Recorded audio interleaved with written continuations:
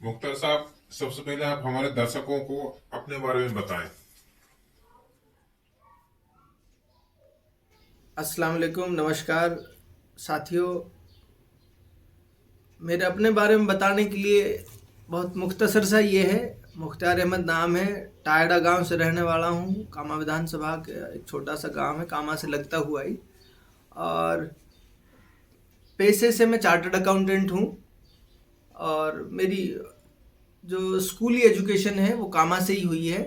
और उसके बाद मैं अपनी हायर एजुकेशन के लिए दिल्ली रहा हूँ। करीब 7 8 10 साल मैंने दिल्ली में रहकर पढ़ाई की है, काम किया है।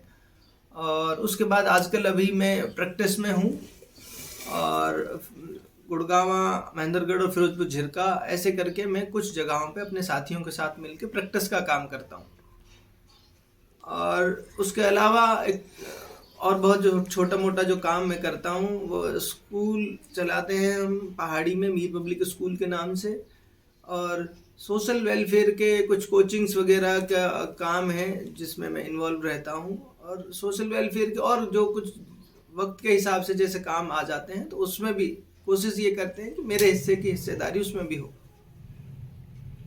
मुख्तसर सा ये है मेरे बारे में। आपने फिर राजनीति में आने का फैसला क्यों किया?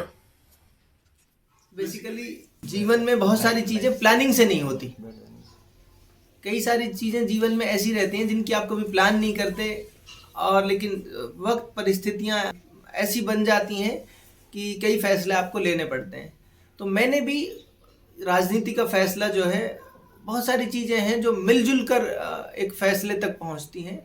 उन सब में बहुत छोटी छोटी सी बातें मैं बता दूं कि इस तरफ किस तरह रुझान बना। सबसे पहली बात तो ये है कि सामाजिक कामों में मेरी रुचि बहुत शुरू से रही है।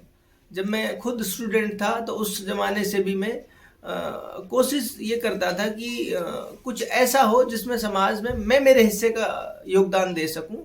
तो मुझे जो सबसे ज़्यादा समझ आया कि एक समाज के बदलने में, समाज के बनने में जो सबसे ज़्यादा बड़ा योगदान है वो पढ़ने लिखने का है। और ये जो समझ और सोच जो मेरे पास है वो मुझे ऐसा लगता है कि सिर्फ इस वजह से है कि मैंने पढ़ाई की है, दुनिया के लोगों के साथ, ऐसे लोगों के साथ उठा बैठा हूँ जहाँ मैंने दुनिया का एक अलग तरह का एक्सपीरियंस किया है कि किस तरह लोग दुनिया में तरक्की की सीढ़ियाँ किस तरह चढ़ते हैं, एक अच्छे इंसान बनने के लिए क्या क्या चीज़ें ज़रूरी हैं। तो उस सब का समायोजन मुझे ये लगता है कि शिक्षा एक ऐसा हमारे पास संसाधन है जिससे एक इंसान के बनने की प्रोसेस शुरू होती है।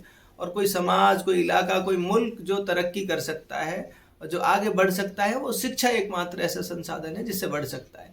तो बहुत शुरू से ही मेरी रुचि शिक्षा की तरफ रही। और तो इस सब में मुझे याद है 2010-11 का पीरियड है, करीब 10 साल पहले से हम बहुत एक्टिवली इस सब काम में लग गए थे। जब हम खुद पढ़ते थे उस ज़माने में भी कोशिश ये करते थे कि हमारे गांव के स्कूलों में जाएं, वहाँ विजिट करें, बच्चों के साथ इंटरेक्शन करें, टीचर्स के साथ इंटरेक्शन करें। हमने, सच्ची बात यह है, हमारे गांव के टीचरों को बहुत अप्रिसिएट किया। हर आदमी का काम करने के अलग अलग तरीके होते हैं। बहुत सारे लोग तो गांव में जाते हैं, रौब झाड़ते हैं टीचरों के ऊपर, उनको डराते हैं, धमकाते हैं पढ़ाने के लिए। लेकिन हमारा काम करने का बिल्कुल अलग तरीका रहा क्योंकि हम समझते थे कि कोई आदमी डर के या उसको डिसरिस्पेक्ट करके आप उससे पढ़वा नहीं सकते। हमारे काम करने का तरीका ऐसा था उस ज़माने में भी कि हम जाते थे, टीचर्स को बहुत रिस्पेक्ट देते थे, बहुत प्यार से उसके साथ बातें करते थे। क्योंकि हमें पता था कि हम आज चेक करने के लिए तो, गांव में देखने के लिए तो आ जाए, हम जब यहाँ नहीं होंगे तब इसकी मर्जी रहेगी कि ये पढ़ाए या ना पढ़ाए। हमको दिखाने के लिए तो ये आज पढ़ा सकता है। तो जब हम गांव स्कूल जाते थे तो हम बहुत पोलाइटली उनसे प्यार से बात करते थे, उनकी समस्याओं को भी सुनते थे कि क्या समस्याएं, क्या अड़चन है, गाँव की तरफ से क्या है। तो वो सब समस्याओं के समाधान की बात करते थे, बच्चों के साथ इंटरेक्शन करते थे, उनको एजुकेशन का इम्पोर्टेंस बताने की कोशिश करते थे। तो ये जहन पिछले 10 12 15 साल से बन रहा था कि भाई हमें समाज में, एजुकेशन में काम करना है। तो फिर जैसे जैसे ज़िंदगी आगे बढ़ी तो सीए बनना भी हमारे लिए एक बहुत बड़ी चुनौती थी।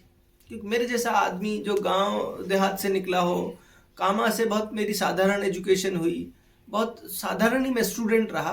तो इस दौर में भी जब सीए बनने का भी एक ख्वाब था और उस ख्वाब के पीछे बहुत सारी मेहनतें रही, संघर्ष रहा, तब जाके वो एक दिन ऐसा भी आया कि वो ख्वाब भी पूरा हुआ। वो डिग्री भी हासिल हुई। तो उस डिग्री के हासिल होने के बाद भी जो एक समझ बनी थी इस पीरियड में, वो ऐसी की ऐसी ही रही।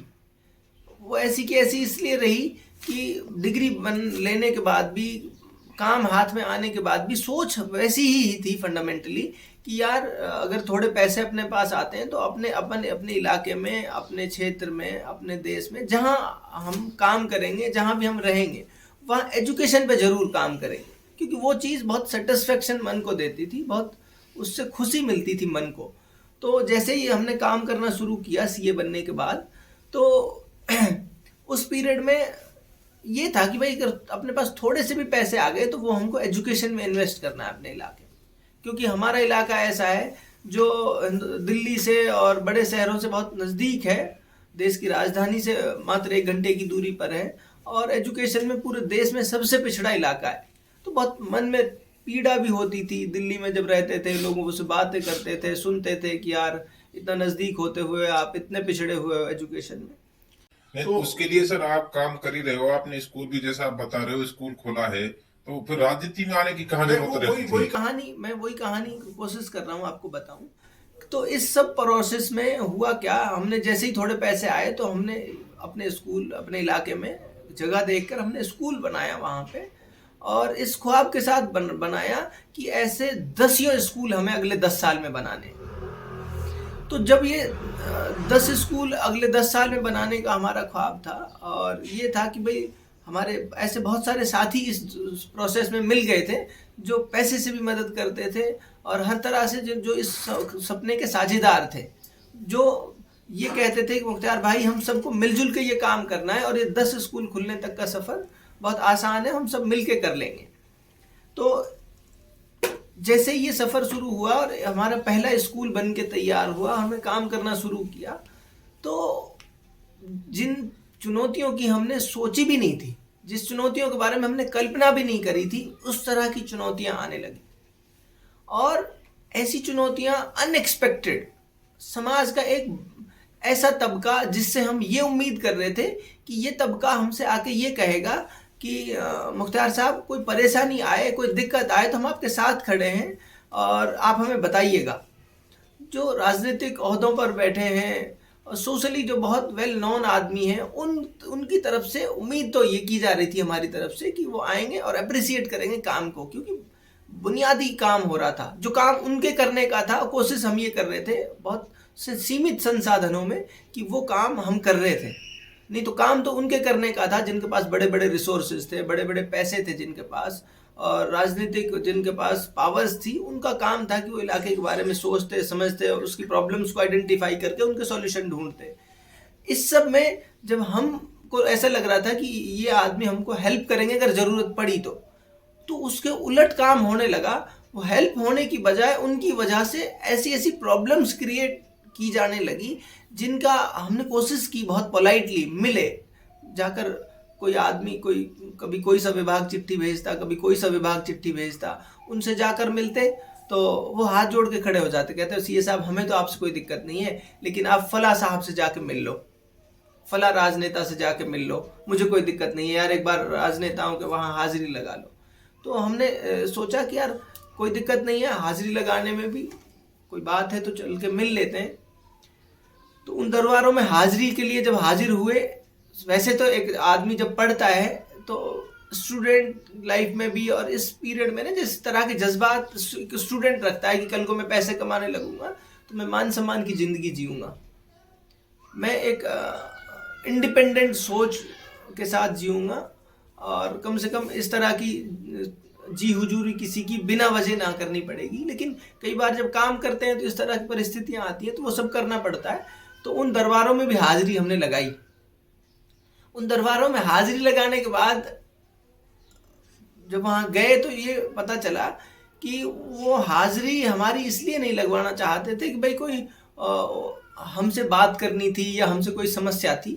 उनको समस्या सिर्फ इतनी थी कि ये आदमी यहाँ काम कर रहा है और हमारे यहाँ हाजिरी नहीं लगाता, और हाजिरी भी उस तरह लगाए कि मैं झुक के उनके सामने लंबा लेट जाऊं और वो 4 घंटे मुझे इंतजार कराएं। मैं सच्ची बात बता रहा हूँ आपको, प्रैक्टिकल इंसिडेंट। मैं कई बार गया जब ये सब प्रोसेस हुई तो हमने सोचा एक बार मिल लेते हैं, क्या दिक्कत है।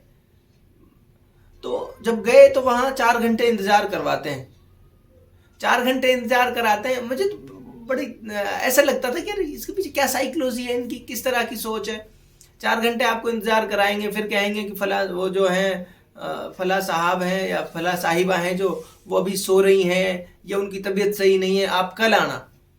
पहले ये बात मुझे 4 घंटे पहले बताई जा सकती थी, भाई आज नहीं मिल पाएंगे वो, तो आप इंतजार मत करें। मेरे जैसे पढ़ा लिखा आदमी जिसके लिए एक एक मिनट बहुत महत्वपूर्ण होती है, तो उन दरबारों की हाजिरी से ये समझ आया कि वो लोग वहाँ बुलाकर सिर्फ आपको जलील करना चाहते हैं, वो डिसरिस्पेक्ट करना चाहते हैं या आपको डराना चाहते हैं, दबाना चाहते हैं, उस तरह का नज़रिया था। तो कई बार हाजिरी के बावजूद भी मिलने का समय नहीं मिल पाना, और फिर वही जस के तस प्रॉब्लम। तो मुझे ये समझ आया कि इनका मकसद कुछ और है, इसके पीछे की इंटेंशन कुछ और है।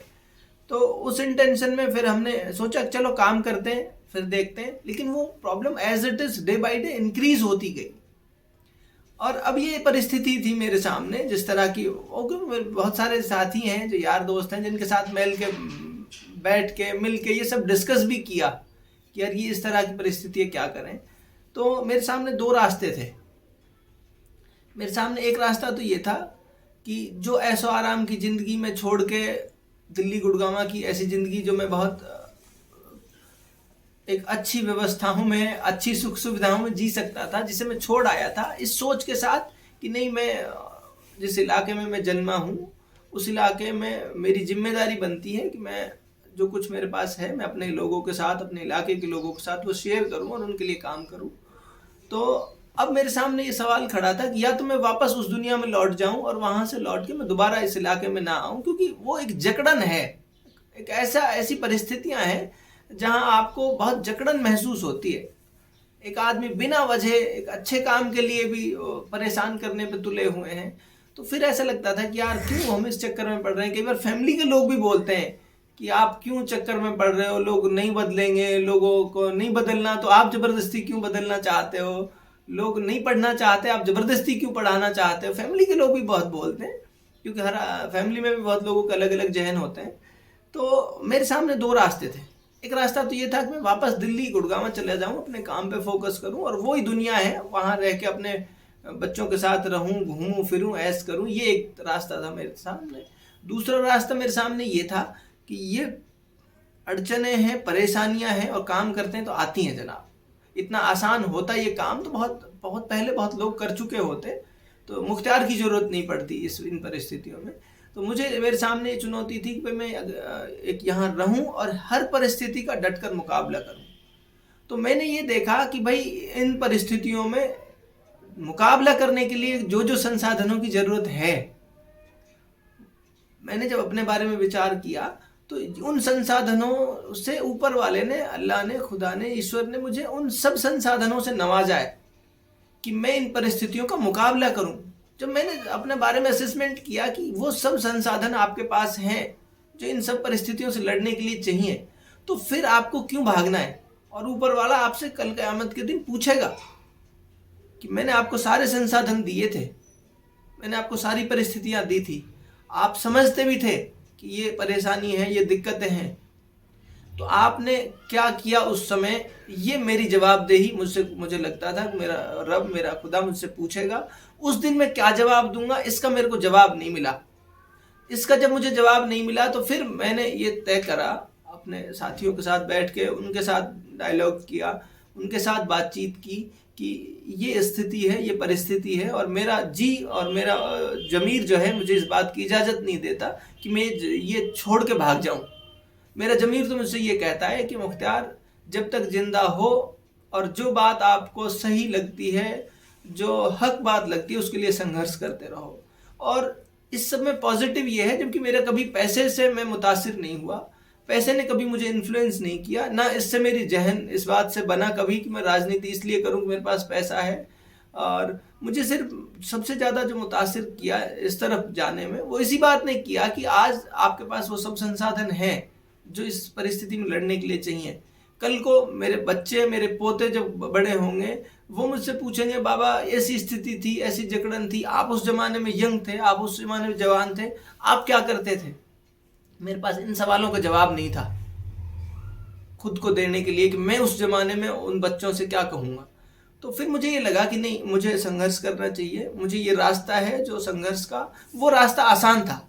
जो रास्ता वहाँ वापस दिल्ली गुड़गांव ले जाकर और वो बहुत एक सुविधाओं वाली ज़िंदगी जीने का, वो रास्ता आसान ज़रूर था, लेकिन उस रास्ते में मुझे सेटिस्फेक्शन नहीं था, मुझे संतुष्टि नहीं थी। मुझे पूरी ज़िंदगी भर ये बात कचोटती रहती कि जब आपको जवानी थी, जब आपके पास रिसोर्सेज थे, जब आपके पास सोच थी, और ये 3-4 चीज़ें ऐसी हैं भाई साहब कि ये ना तो जवानी रहनी, ना तो पैसा हमेशा रहना, ना तो सोच, क्योंकि एक उम्र के बाद सोच भी डिक्लाइन होने लगती है। वो जो मेमोरी है, वो सब चीज़ें हैं जो ऊपर वाले का पूरा निज़ाम बनाया हुआ है, ये सब चीज़ें ऐसी हैं जो एक ज़माने के बाद नहीं रहेंगी।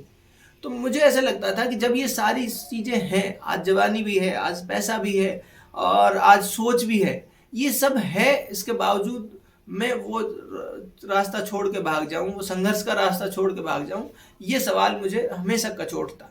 इसलिए मैंने राजनीति का रास्ता चुना। मुझे लगा कि जिन परिस्थितियों में भी हैं, इन परिस्थितियों में रह के संघर्ष करेंगे, अपने लोगों के पास जाएंगे, अपने लोगों को ये बात बताने की कोशिश करेंगे कि ये इस तरह के हालात परिस्थितियां हैं, और मेरा रब जानता है मैं मन से कितना दिल से सोचता हूँ और कितना मन से मैं अपने लोगों के लिए सोचता हूँ और अपने लिए भी सोचता हूँ। मैं उनका हिस्सा हूँ सबका, हम सब से मिलके एक समाज बनता है।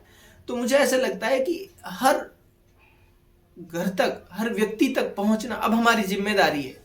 ये सब काम है, स्कूल एक बना है, और ये 10 स्कूल अगले 10 साल में बनने का जो सफ़र है वो अब ऐसे तय होगा, हम वो जो रास्ता है उस पर एज इट इज चलेंगे। वो 10 स्कूल अभी भी बनाने हैं। राजनीति में चुनाव हारे जीते कोई इससे फर्क नहीं पड़ता, अगले 10 साल में इंशाल्लाह 10 स्कूल बनाने हैं, लेकिन राजनीति में भी वो जो जकड़न है उसको खत्म करने के लिए राजनीति में आना भी जरूरी समझता था मैं। इसलिए अब राजनीति का रास्ता चुना है, और जिसपे मुझे उम्मीद है जिस तरह से लोग जुड़ रहे हैं। तो आपका इशारा किस तरफ है सर? इशारा तो सब जानते हैं, हमारे इलाके के, मेरी विधानसभा के लोग जो हैं वो सब इशारे समझते हैं, बहुत समझदार लोग हैं। लेकिन अब से पहले मुश्किल ये थी कि कोई विकल्प उनके पास नहीं था। इस बार विकल्प के रूप में मैं मौजूद हूँ, और तो वो इशारे सब समझते हैं, मेरा इशारा भी समझते हैं। अच्छा सर, आप ये बताइए कि राजनीति के जरिए से आप कामत क्षेत्र में क्या बदलाव लाना चाहते हैं? सर बेसिकली देखो, राजनीति को अगर हम, राजनीति के शाब्दिक रूप को अगर हम समझ लेना, राजनीति बेसिकली एक व्यवस्था को कहते हैं। एक व्यवस्था जो लोगों के जीवन को आसान बनाने की एक व्यवस्था, और उसमें हम किसी आदमी को चुनते हैं जो लोगों की परेशानियों को, लोगों की ज़रूरतों को ध्यान में रखते हुए और उन परेशानी और उन समस्याओं का समाधान ढूंढकर उनको वो सारे साधन मुहैया कराना जिससे उनकी जीवन आसान हो सके। तो काम तो, इसकी परिभाषा तो बिल्कुल ऐसी थी कि हर आदमी तक हमारी, जो जिसको राजनेता चुनते हैं, उसकी जिम्मेदारी थी कि वो लोगों को देखे कि किस तरह की उनकी ज़रूरतें हैं, किस तरह की उनकी परेशानी है, उनको किस चीज़ की ज़रूरत है। ये काम था एक राजनेता का। अब वो उलट हो गया। लोगों को हमारे यहाँ तो, क्योंकि मुझे वहाँ इस इलाके में काम कर रहा हूँ तो मुझे उसका वहाँ का पता है, वहाँ पे तो ये देखना पड़ता है कि हमारे नेता की क्या ज़रूरत है। लोग उस ज़रूरत को पूरा करने में लग रहे हैं। हमारे नेता को अगर बेटी की शादी करनी है तो उस ज़रूरत को हमारे लोग पूरा करेंगे। हमारे नेता को अगर रैली निकालनी है तो वो हमारे लोग जाके पूरा करेंगे कि भाई गाड़ी ले जाएंगे, 4 तेरी गाड़ी ले, 4 ले जाना तेरी जिम्मेदारी है। तो राजनीति से बेसिकली कैसे बदलाव होगा, वो तब होगा जब राजनीति की सही परिभाषा मुझे और उन सब लोगों को समझ आएगी जो हमारे मतदाता हैं और हमारे इलाके के लोग हैं। तो मैं कोशिश ये कर रहा हूँ कि सबसे पहले बुनियादी बात तो लोगों को इस मताधिकार की ताकत पता चले। राजनीति किसको कहते हैं? राजनीति इसको कहते हैं कि भाई एक ऐसा आदमी हम चुनते हैं जो हमारी सुख सुविधाओं के लिए, हमारी ज़रूरतों के लिए, जो हमें हर समस्या का, हर प्रॉब्लम का सॉल्यूशन पेश करे, उस आदमी को चुनते हैं।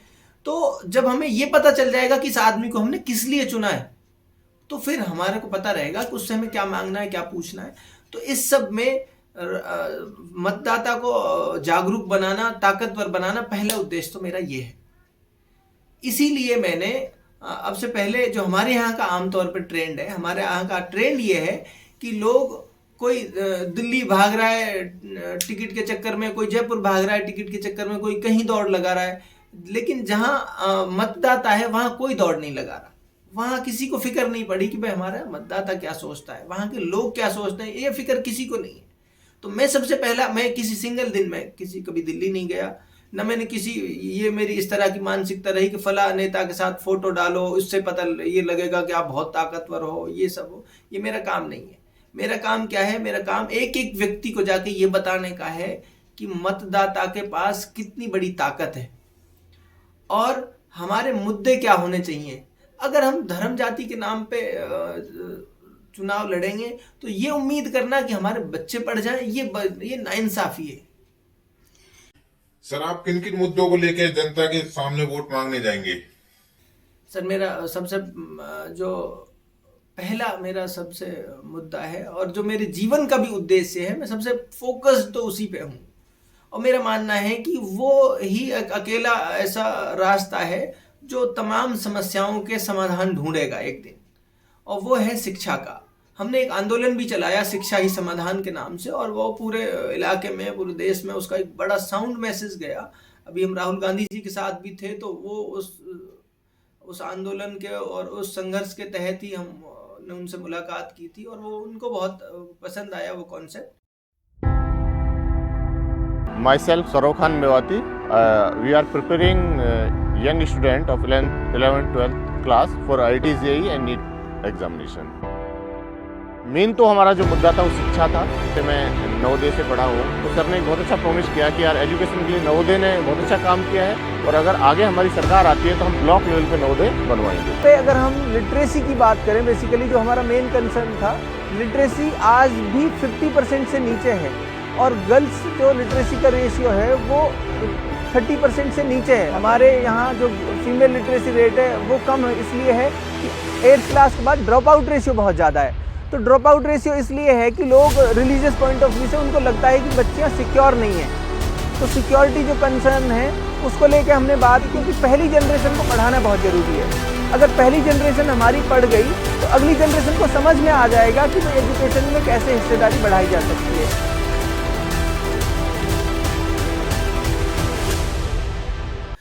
तो हमारा सबसे फोकस जिस मुद्दे पे है, मेन फोकस, वो है एजुकेशन का, हेल्थ का, सोशल अवेयरनेस का। और जब ये सब चीज़ें होंगी तो फिर वो जो सब चीज़ें हैं जिनको लेके हम आज सड़क मांगते हैं, बिजली पानी मांगते हैं, ये अब से 50 साल पहले के मुद्दे थे। अब दुनिया बदल रही है, तो इस दौर की ज़रूरतों को समझते हुए एक ऐसा व्यक्ति, मेरे इलाके के लोगों को मैं ये कह रहा हूँ कि एक ऐसा व्यक्ति चुनो जो आज की चुनौतियों को और आज की ज़रूरतों को समझता हो। तो मैं एजुकेशन को लेके अपने लोगों के बीच हूँ। मैं उनको ये बताने की कोशिश करूँगा कि किस तरह से आपका बच्चा अगर एक पढ़ गया तो किस तरह से आपका परिवार, किस तरह से आपका गांव, किस तरह से आपका मोहल्ला ताकतवर होगा। मैं वो बताने की कोशिश कर रहा हूँ लोगों को। सर, आज कानवा में जैसा इतिहास रहा है, यहाँ के लोग या तो एक ए पार्टी को वोट करते हैं या बाकी के लोग बी पार्टी को वोट करते हैं। तो इन लोगों में जो स्वतंत्र उम्मीदवार है उसको वोट बहुत कम करते हैं। तो आपको क्यों लगता है कि जनता आपको वोट करेगी? देखो, सबसे पहली बात तो यह है कि उम्मीदवार को तो स्वतंत्र ही होना चाहिए। अगर उम्मीदवार भी कैद है तो फिर वो क्या कर, जो आदमी खुद कैद है वो किसी और के लिए क्या कर सकता है? अगर उम्मीदवार आज़ाद नहीं है, अगर उम्मीदवार इंडिपेंडेंट नहीं है, तो वो मेरे ख्याल से एक समाज का, एक इलाके का लीडर नहीं हो सकता। सबसे पहली बात तो मैं एटलीस्ट इस बात से पार्टियों के साथ इसलिए जुड़ना होता है कि सरकारें बनानी होती हैं पार्टियों को, फिर प्रदेश को चलाना होता है। लेकिन मेरे यहाँ के मुद्दे मुझे पता है। मेरे यहाँ के मुद्दे कैसे पता है मुझे? मेरे यहाँ ये होता आया है कि एक आदमी जिसको हमारा इलाका जानता तक भी नहीं है, उसका नाम उस दिन पता चलता है जिस दिन उसको टिकट मिलता है। उस दिन उसका नाम पता चला हमें, और फिर वो आके हमको ये होता है कि भाई उसको वोट करना है। ना उसका हम गांव जानते, ना उसका नाम जानते, ना उसका हमें ये पता कि उसने कब कहाँ क्या काम किया। एक ऐसे आदमी को हम चुन लेते हैं, फिर अगली बार जब उसे ये डर रहता है कि मैं हार जाऊंगा तो भाग जाता है। हम वहीं से फिर शुरू करते हैं जहाँ से हमने ख़त्म किया था। तो बात यह है कि ए टीम, बी टीम या सी टीम, मैं तो ये कह रहा हूँ कि इन सब टीमों की का जब पता चलेगा चुनाव से 10 दिन पहले कि ए टीम का प्लेयर कौन है, बी टीम का प्लेयर कौन है, सी टीम का प्लेयर कौन है। अब चुनाव से 10 दिन पहले तो चुनाव नहीं लड़ा जा सकता ना। तो मैं ये कह रहा हूँ कि ये ए टीम बी टीम ये सब होती रहेंगी। सबसे पहले तो बात ये है कि हर उम्मीदवार को, चाहे वो ए टीम से टिकट मांगता हो, चाहे बी टीम से मांगता हो, चाहे सी से मांगता हो, या मेरी तरह ये कहता हो कि टिकट मेरे लिए मायने नहीं रखता, मेरे लिए मेरे अपने लोग मायने रखते हैं, उनको लोगों के साथ जुड़ना पड़ेगा। वो जब लोगों के पास, अगर देखो ये पूरा एक प्लान है लोगों से दूर रहने का, लोगों को ये एहसास नहीं होने देने का कि वोट क्या ताकत है। जब ये रास्ता दिल्ली और गुड़गांव का ढूंढते हैं ना, तो ये मतदाता को नहीं ढूंढते। अगर इनको ये एहसास हो जाए कि मतदाता कितनी बड़ी ताकत है, तो मतदाता तक पहुंचेंगे, 10 बार गांव के चक्कर लगाएंगे। फिर उनको ये भी पता रहेगा कि यार सड़क कितनी बुरी टूटी हुई है, यार इन लोगों को पानी की दिक्कत है, इनको बिजली की दिक्कत है, इनको खाद समय पे नहीं मिलता। ये सब परेशानियां हैं, हर आदमी की अलग तरह की परेशानियां हैं। जब उस तक पहुंचेंगे तब पता चलेंगी। तो मैंने तो वो रास्ता अख्तियार किया है, मैंने वो रास्ता चुना है जिसमें लोगों तक पहुंच सकता हूं मैं। सर, वर्तमान में आपके कामा क्षेत्र से विधायक और मंत्री के समर्थकों का कहना है कि इस बार उन्होंने कामा में काफी काम कराए हैं, तो आपको इस बारे में क्या कहना है? मेरा भी कहना यही है कि कामा में बहुत विकास कराया है उन्होंने, लेकिन अपने परिवार का किया है और उनका खुद का विकास किया है उन्होंने। और वो इसलिए किया है, उसकी दलील भी है, ऐसा नहीं है। मैं व्यक्तिगत रूप से मुझे उनसे कोई दिक्कत नहीं है, लेकिन सच्चाई जो है उससे लोगों को का पता रहना चाहिए। उनका विकास उनका खुद का किया है, और वो ऐसे किया है कि वो खुद मंत्री हैं, एमएलए हैं, और हमारे यहाँ 2 पंचायत समिति लगती है सर। कामा पंचायत समिति लगती है, पहाड़ी पंचायत समिति लगती है। उन्होंने अपने बेटे को चुनाव लड़ाया मेंबर ऑफ पंचायत समिति का, पूरे पहाड़ी से, और पहाड़ी में कोई और आदमी नहीं मिला लोगों में से। उनके बेटे की वोट नहीं थी वहां पे, कहीं से कटवा के उनकी वोट वहां जुड़वाई, वहां जुड़वा के उनको वहां से चुनाव लड़ा के वहां पे उन्होंने उसको प्रधान बनाया पंचायत समिति का। कामा में उनकी बेटी की वोट कामा से बनवा कर वहां उन्होंने कामा के पंचायत समिति से उनको मेंबर ऑफ पंचायत समिति को चुनाव लड़ाया, उनको वहां से प्रधान बनाया। अब आप ये देखो हमारे इलाके की मुश्किल कि करीब 2.5 लाख मतदाता हैं उस इलाके में। 2.5 लाख मतदाताओं में से कोई ऐसा व्यक्ति नहीं मिला जो 2 अलग अलग पंचायत समितियों में जिसको प्रधान बना सकते हो। ये बड़ी विचित्र स्थिति है, बहुत पीड़ा होती है ये सोचकर कि 2.5 लाख लोग मतदाताओं में से कोई एक आदमी उनको ऐसा नहीं मिला जिसको प्रधान बनाते। अरे भाई, हो सकता है किसी आदमी को जाहिदा के कोई फेवरेट नहीं हो, या जाहिदा से किसी की नहीं बनती हो। लोकतंत्र है, ये जनता का तंत्र है भाई, सारे आदमी आपसे सहमत हो ये संभव नहीं है। अगर हमारे इलाके का कोई और व्यक्ति बनता तो वो उस व्यक्ति से जाके मिल सकते थे, हो सकता है उससे 10 रिश्तेदारियों के कनेक्शन निकाल के हम अपनी बात पहुंचा सकते थे उस तक। अब ये देखो आप, दोनों पंचायत समितियों के प्रधान वो खुद है, एमएलए वो खुद हैं, तो अल्टरनेटिव कोई पॉलिटिकल विकल्प तो हमारे पास है ही नहीं ना। तो विकास तो उनका खुद का हुआ है, इलाके का किसी का कोई विकास नहीं हुआ। मैं इलाके का विकास इसमें समझता कि मेरे इलाके का कोई आदमी होता, उसको जिम्मेदारी दी जाती, और बाकी तो आप जब कभी हमारे इलाके को विजिट करें, गांव जाएं, गली गली जाएं, मुख्तियार की बात पे मत भरोसा करें, लोगों से पूछें लोग क्या सोचते हैं, अपने आप पता चल जाएगा। सर, जब कामा पहाड़ी दोनों पंचायत समितियों में उनके प्रधान हैं, दोनों जगह से उन्हीं के बेटा और बेटी प्रधान हैं, तो वो जब ही तो है जब उनको लोगों ने वोट किया है। तो आप अपनी जड़ें उन दोनों जगह कैसे जमा पाओगे? देखो, ये तो लोग तय करेंगे जड़ जमाने और नहीं जमाने का। अब से पहले कोई कोशिश नहीं कर रहा था, इसलिए मुझे ऐसा लगता है कि कोई विकल्प लोगों के पास नहीं था। विकल्प नहीं था तो लोगों को, जाहिर सी बात है, जब कोई विकल्प नहीं होगा तो जो पॉसिबल जो विकल्प उस समय मौजूद है उन्हीं में से किसी को चुनना होगा। दूसरी बात यह है कि जब कोई एमएलए रहता है तो आमतौर पर उसका डर प्रभाव हमारे यहाँ इतना ज़्यादा है कि दूसरे छोटे लोग जब चुनाव लड़ते हैं तो वो उनको पर्सनली नुकसान पहुंचाते हैं। ऐसा नहीं है कि लोग उन्हें बहुत पसंद करते हैं इसलिए उनको प्रधान बना दिया या उनको वो चुन दिया। लोगों में डर है कि यार ये एमएलए हैं, सच बात ये है वो ताकतवर लोग हैं और लोगों का नुकसान करते हैं, पर्सनली उस चीज़ की वो निकालते हैं, उनकी जो चिड़न है वो निकालते हैं, लोगों से नुकसान करते हैं, बिजनेसेस में लोगों का नुकसान करते हैं। और चुनाव भी वो लड़ेगा जो कोई काम धंधा करता है, बिजनेस करता है वो। तो उसको ऐसे डराते हैं कि अगर आप हमारे खिलाफ चुनाव लड़ोगे तो आपको नुकसान पहुंचाएंगे। तो ये एक परिस्थिति है। तो इन परिस्थितियों में हम लोगों को, जो मैं कर रहा हूँ, मैं ये कोशिश कर रहा हूँ कि हर आदमी को अवेयर करें, और वो फिर वो तय करेगा, मतदाता तय करेगा। और मुझे लगता है मतदाता बहुत समझदार है, मतदाता बहुत होशियार है, वो सब समझता है। इस बार उनके पास विकल्प है। और मैंने जो महसूस किया है, बच्चा बच्चा खुश है।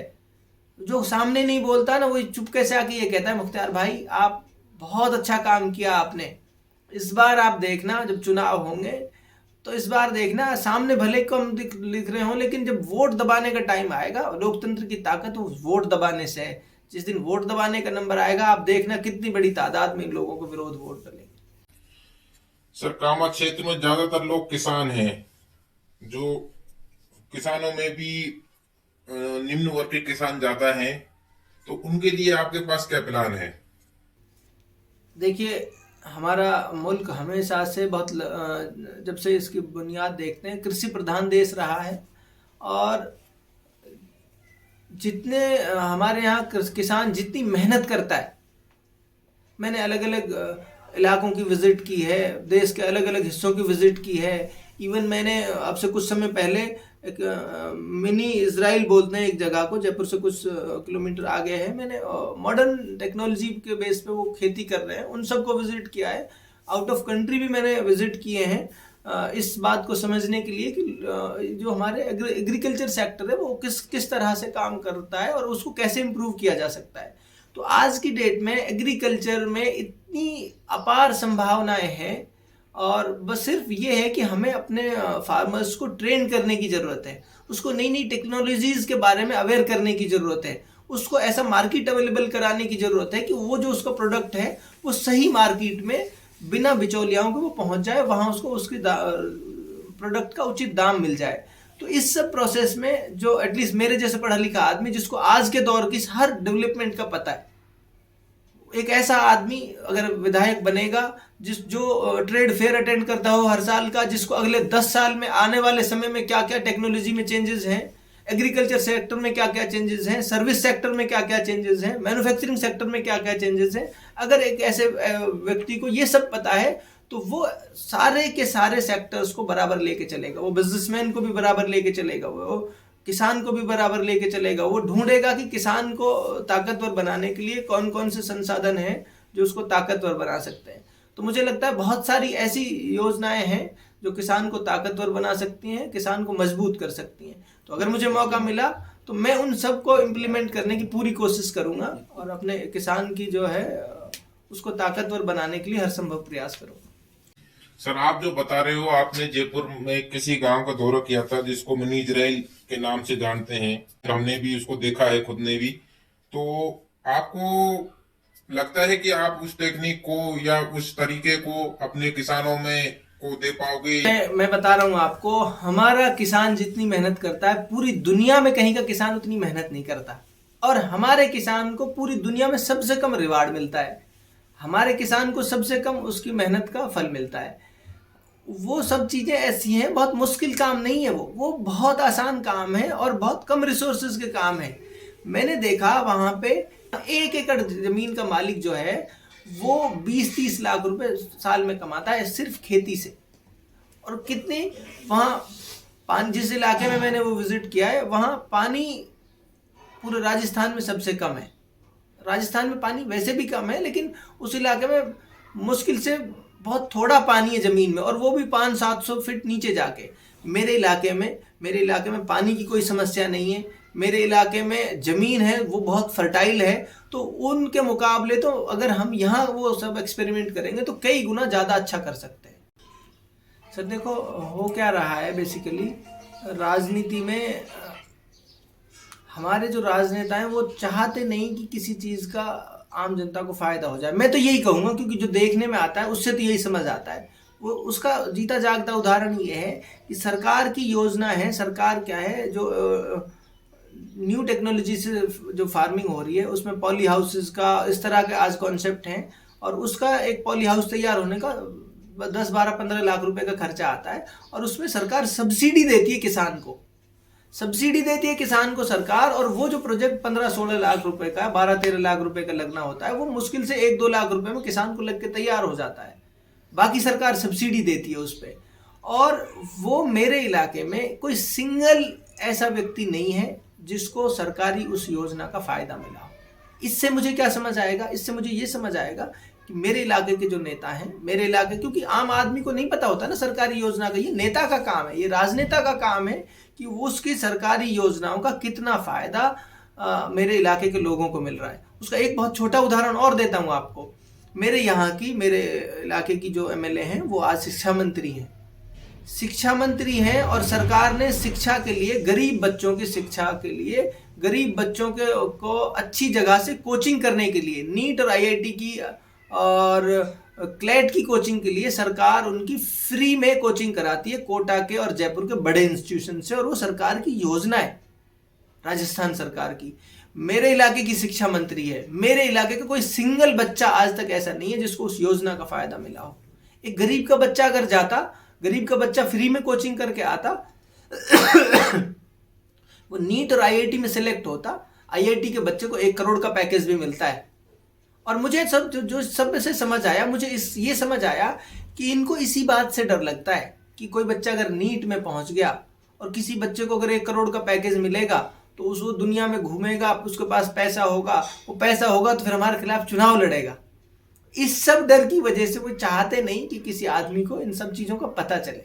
नहीं तो क्या नहीं होना चाहिए था? जिस शिक्षा के क्षेत्र में पूरे राजस्थान का सबसे पिछड़ा इलाका हमारा, और आज हमको सरकार ने शिक्षा मंत्री दे रखा है इसीलिए कि भाई आपका इलाका सबसे पिछड़ा हुआ है तो आपको शिक्षा मंत्रालय, आपकी जिम्मेदारी, आप करो अपने इलाके को डेवलप।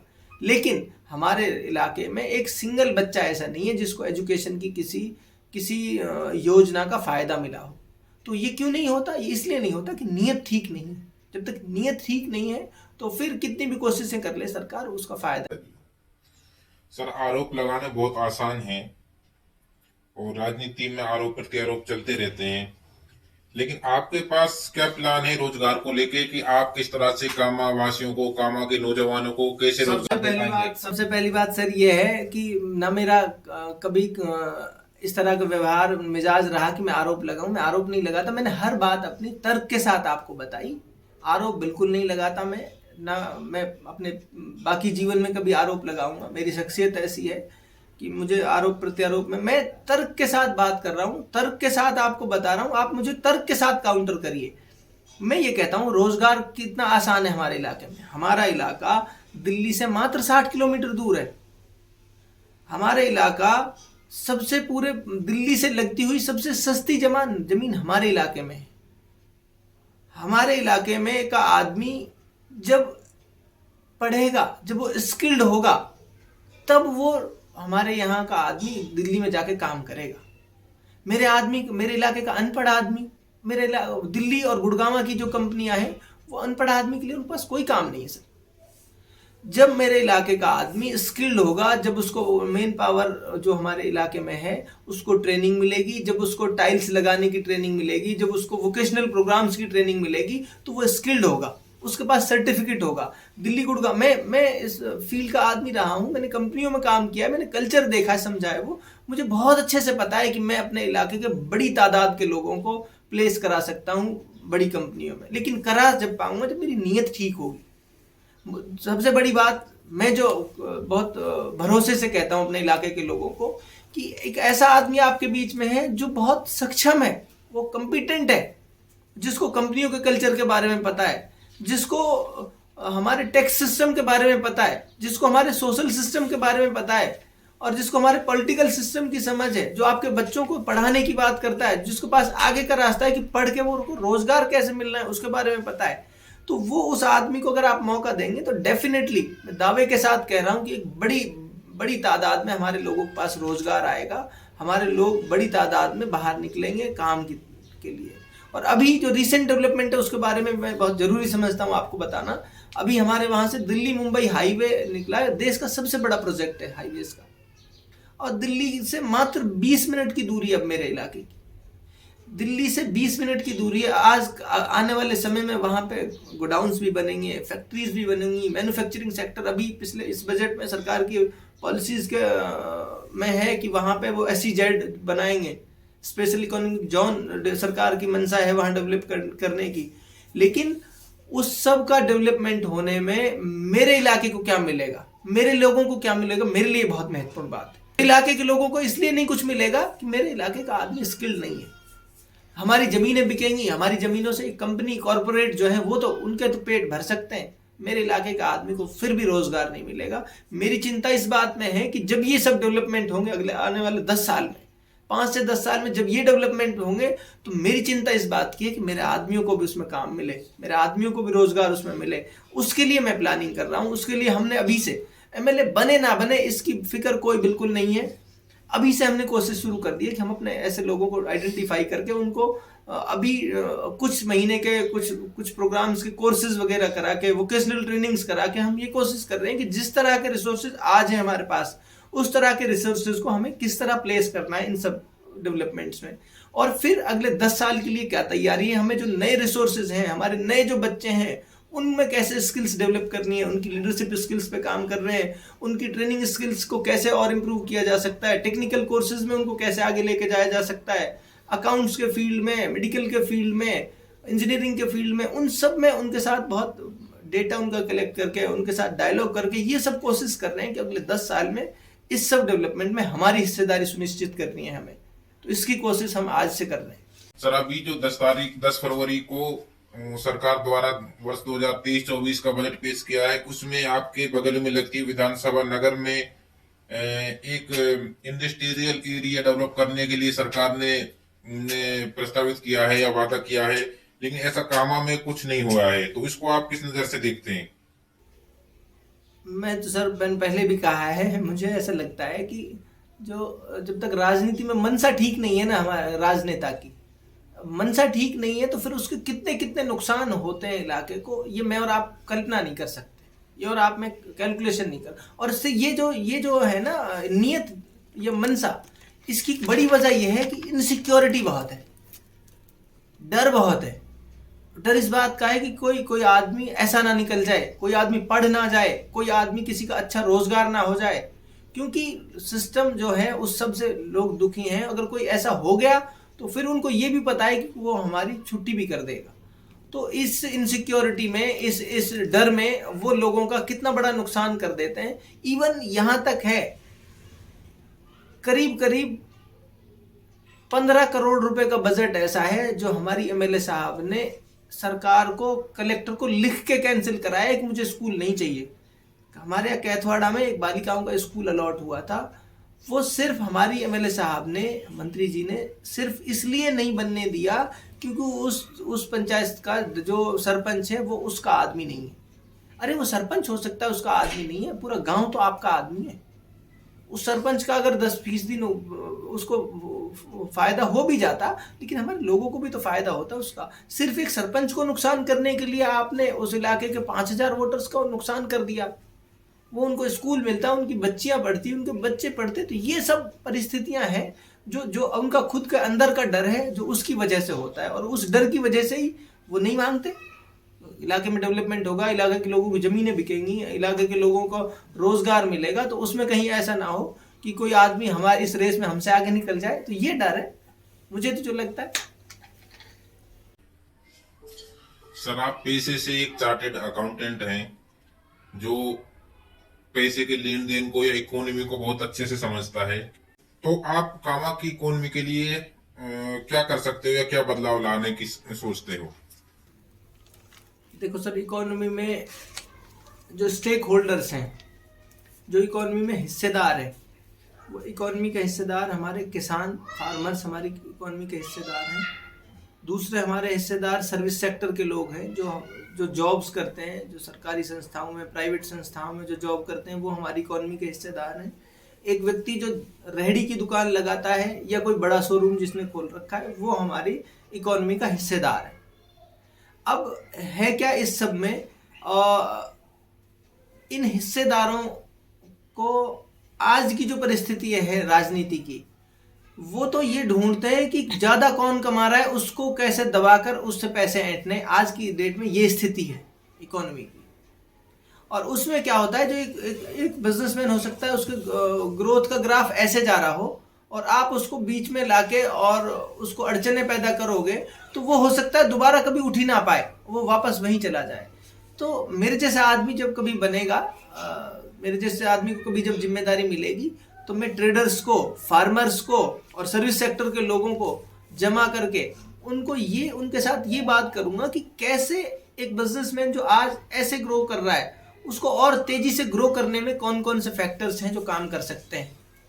उनको टैक्सेस में जो दिक्कत आ रही है, उनके समाधान में बता सकता हूँ उनको जो बिजनेस में ग्रोथ अपॉर्चुनिटी है, कौन सा बिजनेस जो है अगले 10 साल में किस दिशा में जाएगा, उनको ये चीजें मैं बता सकता हूँ। एक हमारा जो फार्मर्स हैं, फार्मर्स के जो नई नई डेवलपमेंट्स हैं एग्रीकल्चर के सेक्टर में, उनके साथ डायलॉग कर सकते हैं।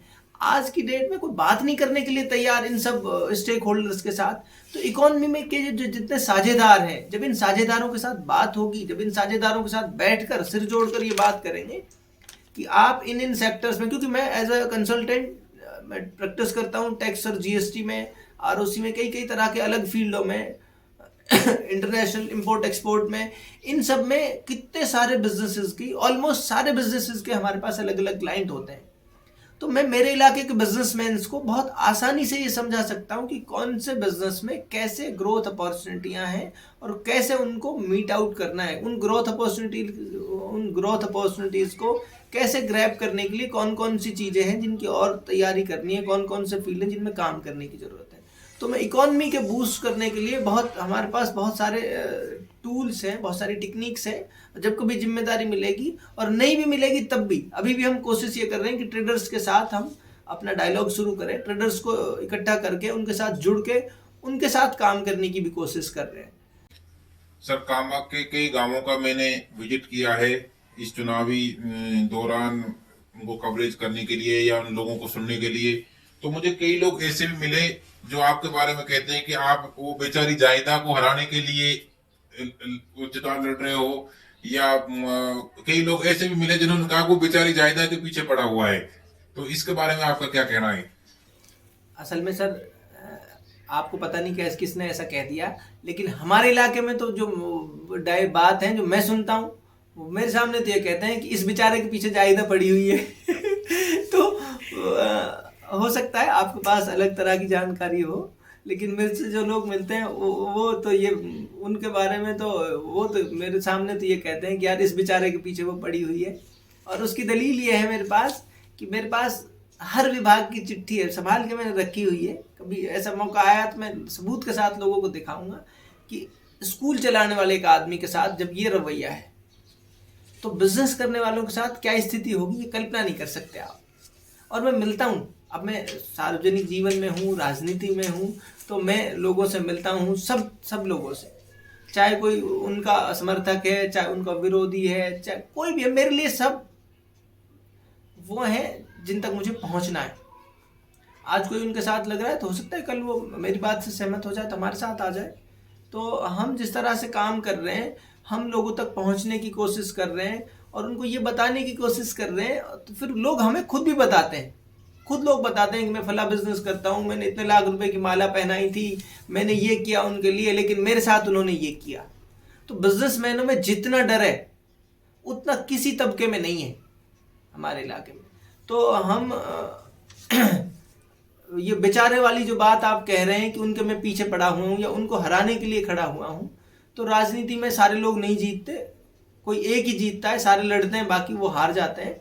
और मेरा लेकिन हार जीतने का पैमाना, मेरे हार जीतने का पैरामीटर अलग है। मुझे ये लगता है कि मैं वोटों से भले ही हार जीत जाऊं, उससे फर्क नहीं पड़ता। जिस सोच और जिस विचार को लेकर मैं लोगों के साथ जा रहा हूं, अगर मैं 100 लोगों को समझाने में भी कामयाब हो गया तो मेरी जीत होगी। मैं 1000 लोगों को भी समझाने में कामयाब हो गया तो मेरी जीत होगी। मैं 10,000 लोगों को समझाने में कामयाब हो गया तो मेरी जीत होगी। तो मेरी जीत का पैमाना अलग है। मेरी जीत का पैरामीटर यह है कि मैं अच्छी कॉज के लिए, मैं अच्छी सोच के लिए संघर्ष कर रहा हूँ। मेरी घर से जब मैं निकल गया फिर मेरी जीत ही जीत। हमने इस दौरान कई गांवों का जब दौरा किया था तो ऐसी भी बातें हमने आपके बारे में बहुत अच्छा सुना है। कई लोग आपके बारे में चर्चा भी करते हैं, लेकिन वे लास्ट में यह कहते हुए भी दिखे कि यदि मुख्तियार टिकट ले आता है तो वो बिल्कुल जीत जाएगा, उससे अच्छा कोई उम्मीदवार नहीं है। लेकिन अभी आपके पास में टिकट का कोई, जैसा आपने बताया कि भाई मेरी कहीं से कोई दौड़ नहीं है, मैं टिकट के पीछे नहीं भाग रहा हूं, लेकिन लोगों की उम्मीद आपसे है कि आप यदि टिकट ले आएंगे तो आराम से जीत सकते हैं और परिवर्तन आ सकता है। इस बारे में आपका क्या कहना है? सर बहुत आसान शब्दों में बात करता हूँ, हमारे लोगों को और हमको, मुझे भी, मैं भी उनका हिस्सा ही हूँ। हम लोगों को अब से पहले जो परेशानी अब झेलने को देख रहे हैं हम, उसका सिर्फ और सिर्फ एक ही वजह है कि ये जो टिकट की मानसिकता है ये है।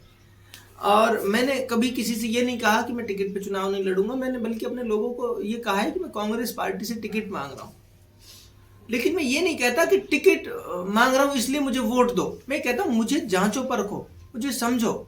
आप इतने समझदार लोग हो, आप इतने होशियार लोग हो कि मार्केट से आपको 500 रुपए की भी अगर कोई चीज़ खरीदनी होती है ना, तो आप 10 दुकानदारों के पास पता करते हो कि कौन से की क्वालिटी अच्छी है, कौन से का दाम अच्छा है, कौन से की मैन्युफैक्चरिंग कहाँ की है, कहाँ का बना हुआ प्रोडक्ट है ये।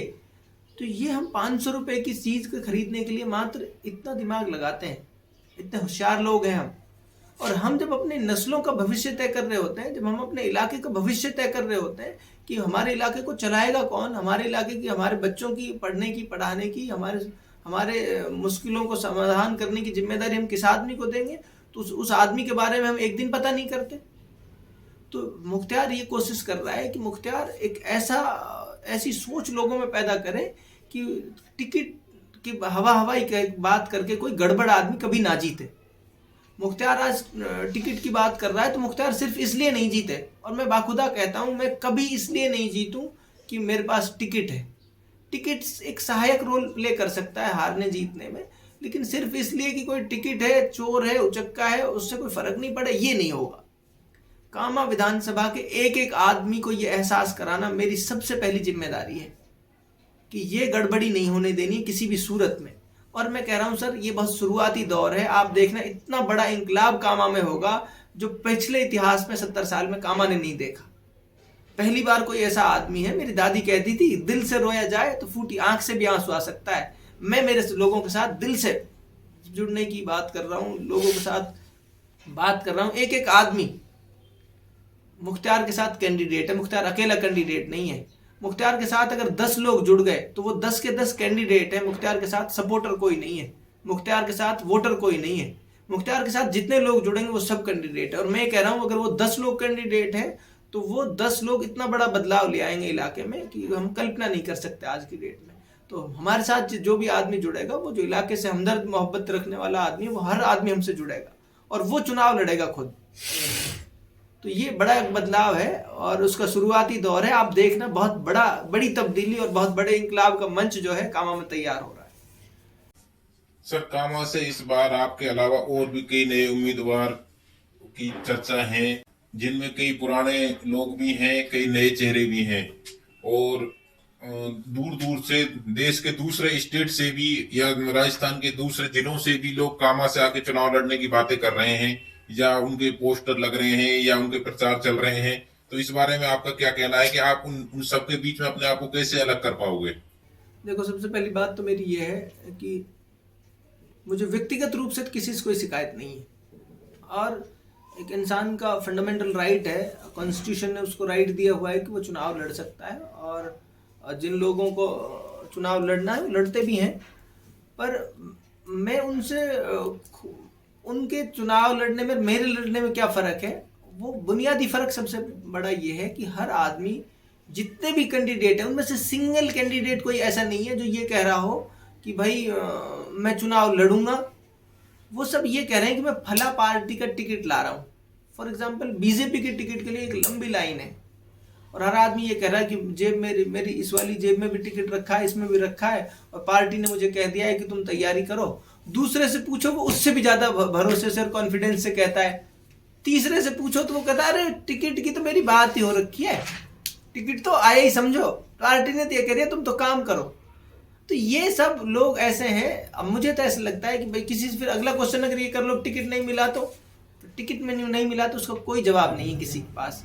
मैं अकेला ऐसा व्यक्ति हूँ इन सब में जो ये कह रहा हूँ कि टिकट कोई मिल जाए तो तब भी कोई समस्या नहीं है, टिकट नहीं मिले तो भी कोई समस्या नहीं है। मैं जिन मुद्दों पे चुनाव लड़ रहा हूँ, मेरी पहला कॉल ये है कि मैं चुनाव लड़ रहा हूँ, मैं एक उम्मीदवार हूँ, आप लोगों के बीच हूँ, और ये अकेला उम्मीदवार ऐसा हूँ सर जो ये कह रहा हूँ कि मुख्तार को वोट देना है, ऐसा नहीं कह रहा मैं ये कह रहा हूँ कि जिसको भी वोट देना है 10 बार सोच के वोट देना है, जिसको भी चुनना है 10 बार देख के चुनना है। जब हम किसी के समर्थक बनते हैं सर, जब हम किसी के प्रशंसक बन जाते हैं तो हम सवाल पूछने का अधिकार खो देते हैं। मुख्तार अपने इलाके के लोगों को ये कह रहा है कि मुख्तार के समर्थक मत बनिए, मुख्तार के समर्थक बन जाएंगे तो मुख्तार से सवाल पूछने का हक खो देंगे। जब आप सवाल पूछने का अधिकार जब रखते हैं आप, जब किसी के समर्थक नहीं होते, आज आप किसी के समर्थक नहीं बनेंगे ना तो कल को मुझे कॉलर पकड़ के हटा देंगे। ये ताकत है आपकी और मेरी वोट की ताकत से ही एमएलए बनते हैं। वोट की ही ताकत ऐसी है जो उनको घर बिठा देती है। तो जब हम समर्थक, मैं लोगों के बीच जाके ये कह रहा हूँ कि नहीं, समर्थक नहीं बनना है, ये काम करना है हमें, ये तब्दीली का रास्ता यहीं से होकर जाता है। अगर लालच होता मुख्तार के मन में तो मुख्तार ये कहता हाँ आप मेरे साथ लगिए और भाई मेरे समर्थक बनिए, जयकारा मारिए, झंडे उठाइए। ये मुख्तार नहीं कर रहा। मुख्तार तो ये कह रहा है कि समर्थक किसी के भी मत बनिए, मेरे भी मत बनिए, समर्थक नहीं बनेंगे आप तो सवाल पूछने का हक रखेंगे। और जब मैं गड़बड़ करूंगा, मैं 5 साल मेरा काम देखेंगे, अगर मैं गड़बड़ करूंगा तो मुझे अगली बार हटा देंगे और किसी को भी हटा देना है। तो ये सोच के साथ हम काम कर रहे हैं। तो दूसरे कैंडिडेट है, उनकी अपनी आइडियोलॉजी है, कोई कह रहा है जयपुर से टिकट ला रहा हूँ, दिल्ली से ला रहा हूँ, ये मुख्तार नहीं कर रहा। मुख्तार को एक दिन के लिए राजनीति नहीं करनी। मुख्तार को जब तक मुख्तार चुनाव लड़ रहा है, मुख्तार एक दिन के लिए चुनाव नहीं लड़ रहा, मुख्तार इस बार के लिए चुनाव नहीं लड़ रहा। मुख्तार का काम ये है कि अगर 50 साल में भी लोगों को समझ आएगी तो मुझे अल्लाह ने 30 साल की उम्र में मैं शुरू कर रहा हूँ, मैं किसी भी सूरत में घबराऊंगा नहीं, हटूंगा नहीं। मैं जब तक हूँ जिंदा मैं संघर्ष करता रहूंगा, ये काम है मेरा। इसलिए मैं शॉर्टकट नहीं अपना रहा। इसलिए मैंने ये नहीं कह रहा कि वहाँ टिकट की मेरी बात हो रखी है, टिकट ले आऊँगा, ऐसे कर लूँगा, वैसे कर लूँगा। इसीलिए नहीं कह रहा कि मुझे थोड़े दिन के लिए नहीं करना ये काम।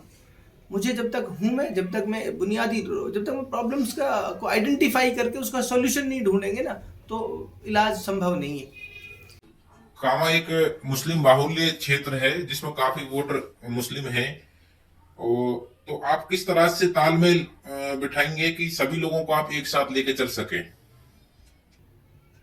सर, सबसे पहली बात तो ये है कि मुख्तार ने कभी लोगों को धर्म के चश्मे से नहीं देखा, और जब धर्म के चश्मे से नहीं देखते ना तो फिर इंसान का धर्म नहीं दिखता, इंसान को फिर उसकी परेशानी दिखती है और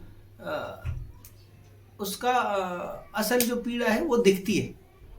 तो ये सब काम मैंने, और इसके फिर कहता हूँ, मैंने मेरे अपने जीवन में जितनी चीज़ें घटी हैं, ऐसा नहीं कि मैं आज ऐसा हुआ हूँ। मेरे साथी रहे अनिल, वो दिल्ली में पढ़ाई के दौरान 5 से 6 साल मेरे रूममेट रहे, हम दोनों लोग साथ रहे। तो जिस मोहब्बत से हम दोनों साथ में रहते थे तो हमारे अड़ोसी पड़ोसियों के लिए मिसाल थी वहाँ पे कि यार ये दोनों, और इस दौर में जहाँ नफरतें ऐसा हैं, बहुत लोगों में अलग अलग तरह के डिस्क्रिमिनेशन है, इस दौर में भी हम जिन मोहब्बतों के साथ रहे, हमने अपने जीवन को कभी, क्योंकि उस चश्मे से देखा नहीं, साथ खाना खाना, साथ रहना। मेरे घर से कोई चला जाता था तो अनिल उसको ये महसूस नहीं होने देता था कि भाई अनिल गुप्ता है या शर्मा है या फला है। और मुख्तार के, अनिल के यहाँ से कोई आता था तो मुख्तार उसको सर पे बिठा के रखता था। तो ये मोहब्बतें हमने बांटी हैं हमेशा से, और ये मोहब्बतें हमेशा रहेंगी।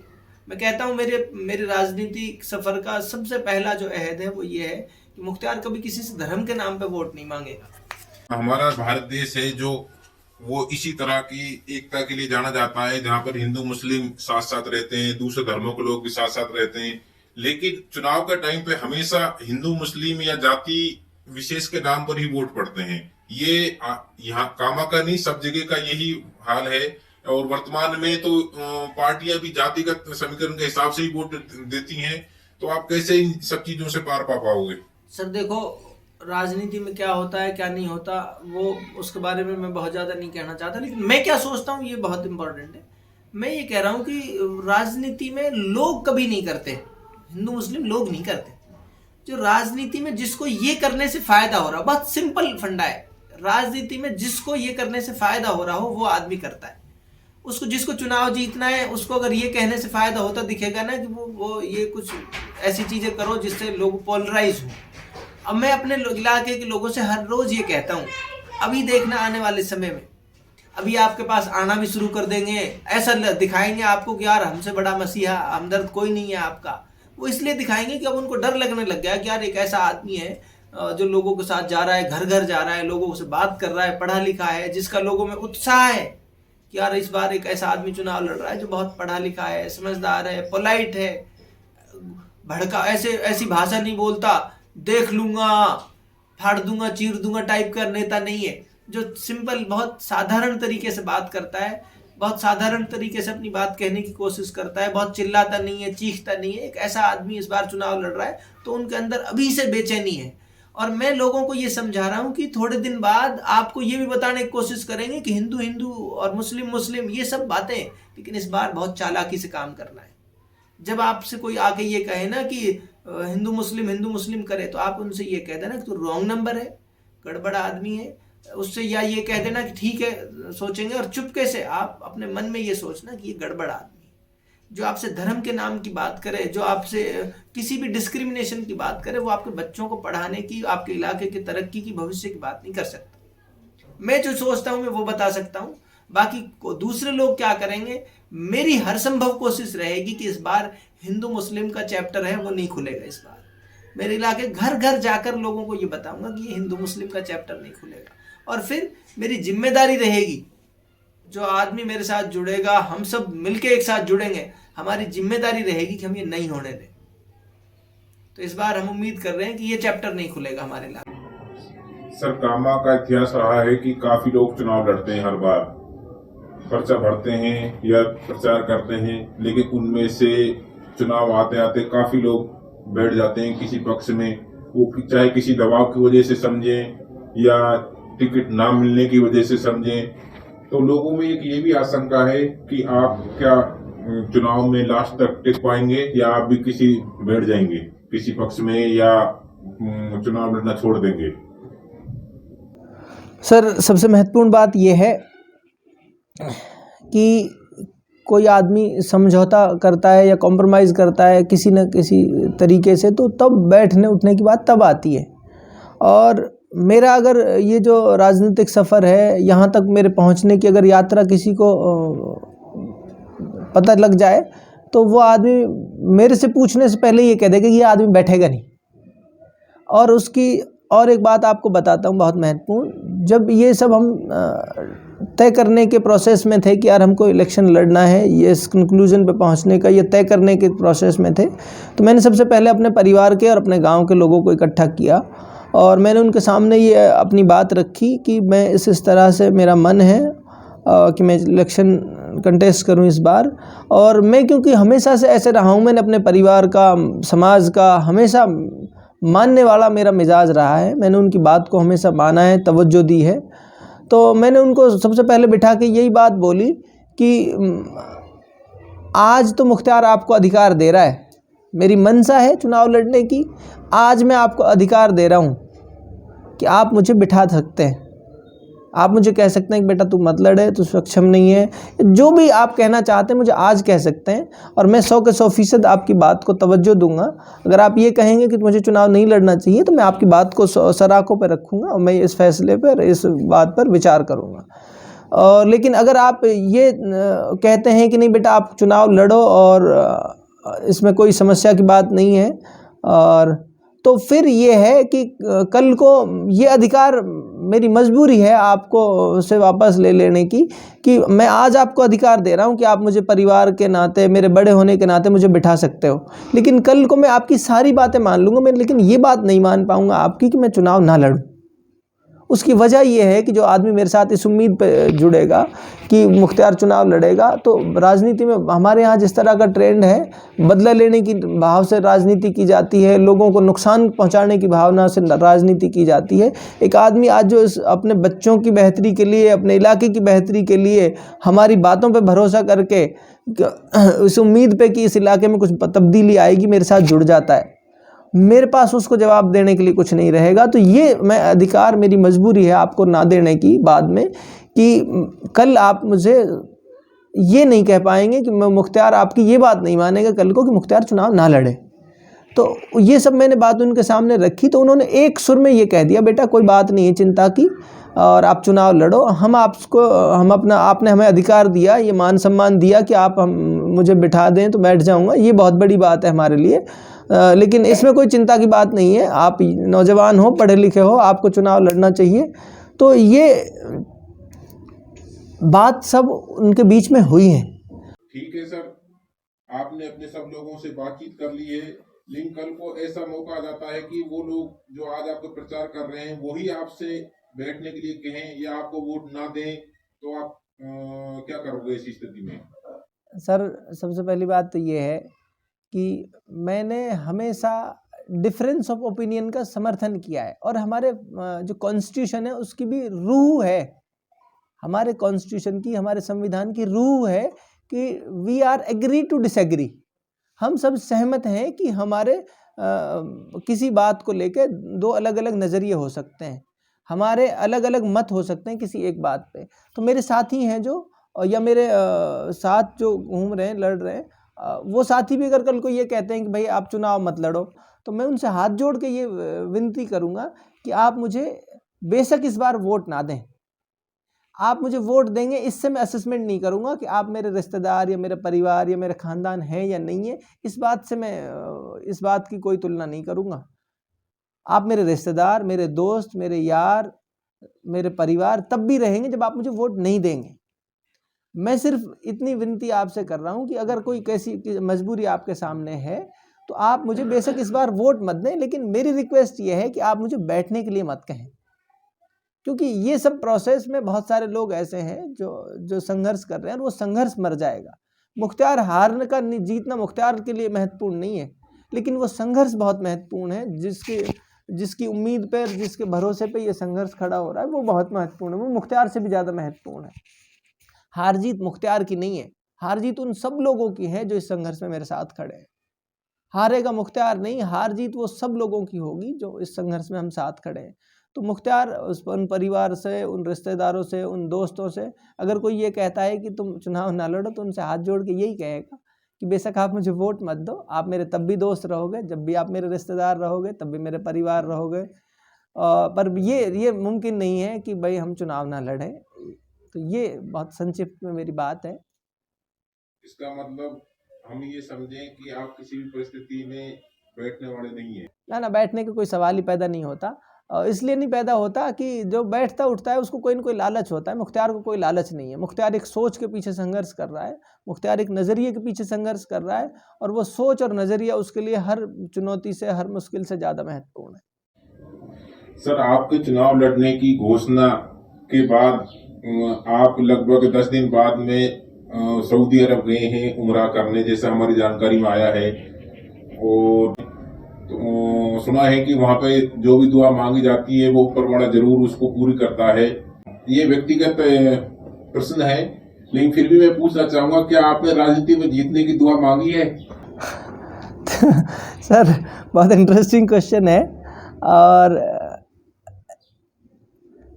मुख्तार किस तरह की सोच का आदमी है वो, हाँ ये बात तो ज़रूर है कि वहाँ दुआएं कबूल होती हैं। वो ऐसी जगह है जहाँ पे बीइंग अ मुस्लिम तो हर मुस्लिम चाहता है कि वहाँ एक बार उसकी हाज़िरी लग जाए, लेकिन मैं इस मामले में थोड़ा सा, आप जिस तरह की उम्मीद कर रहे हैं उस तरह का जवाब मेरे पास नहीं है कि मैंने चुनाव जीतने की वहाँ दुआ मांगी है या इस तरह की।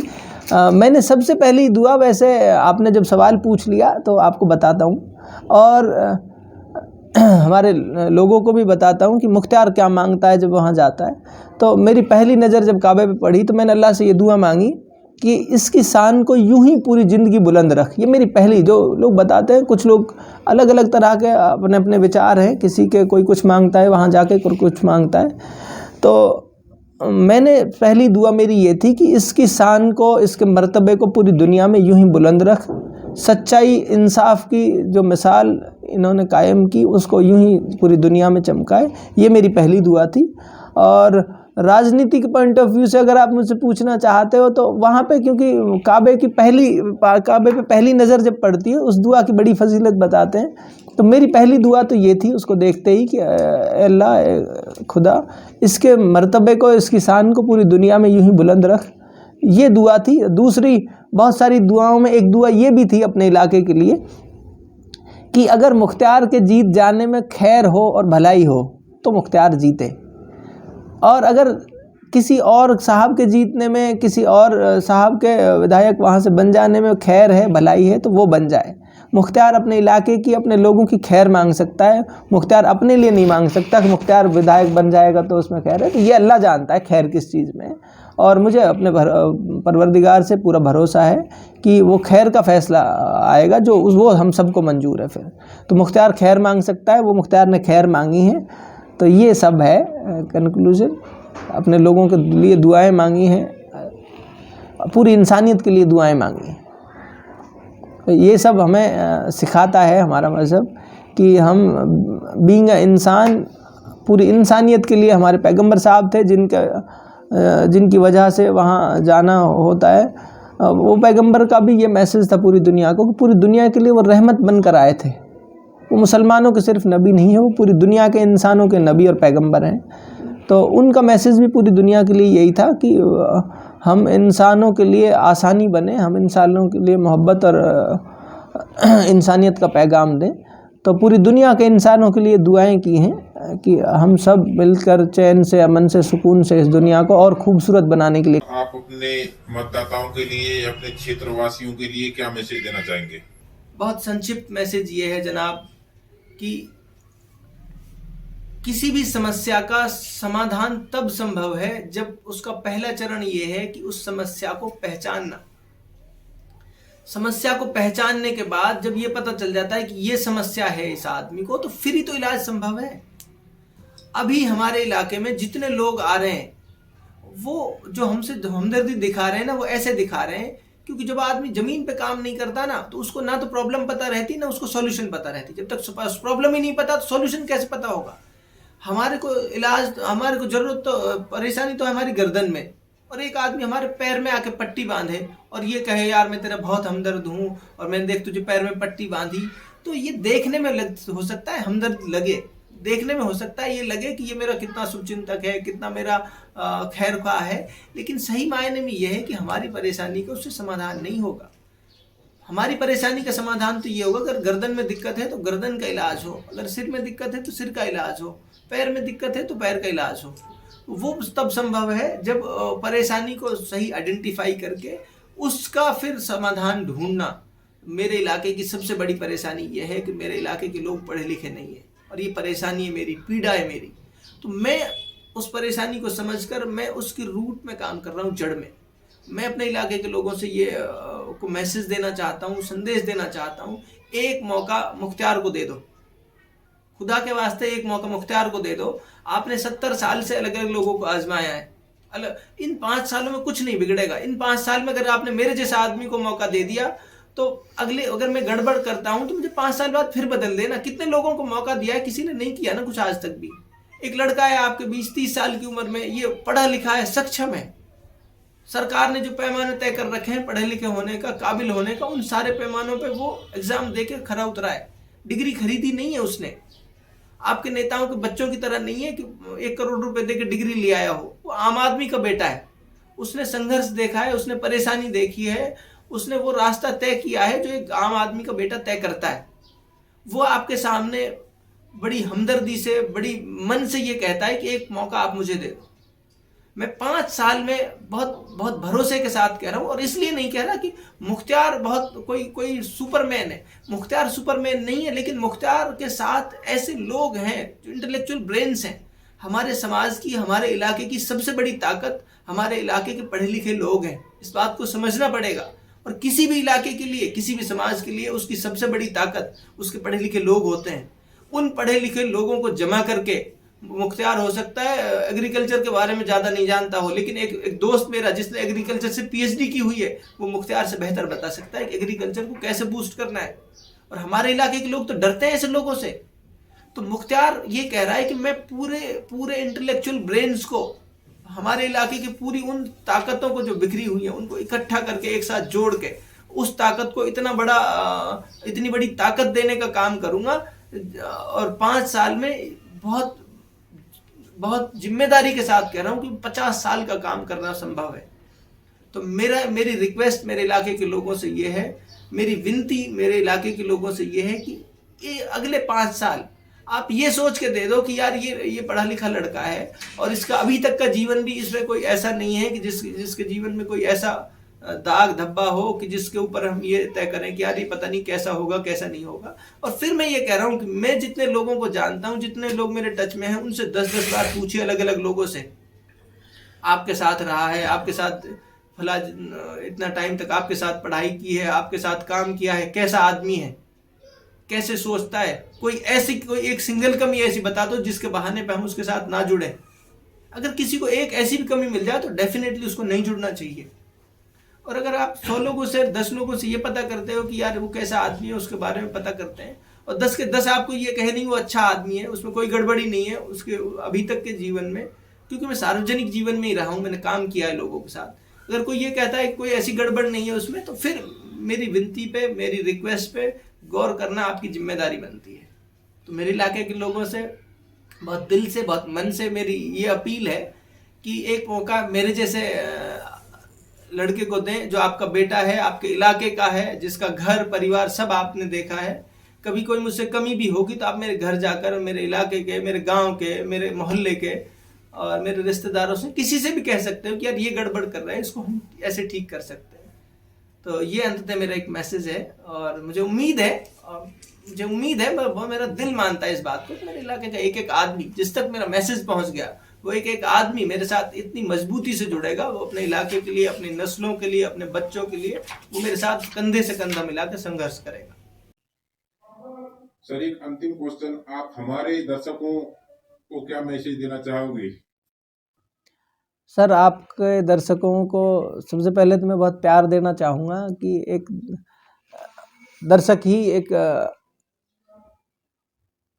एक सोच को, एक नज़रिए को, एक विचार को आगे बढ़ाने का काम करता है।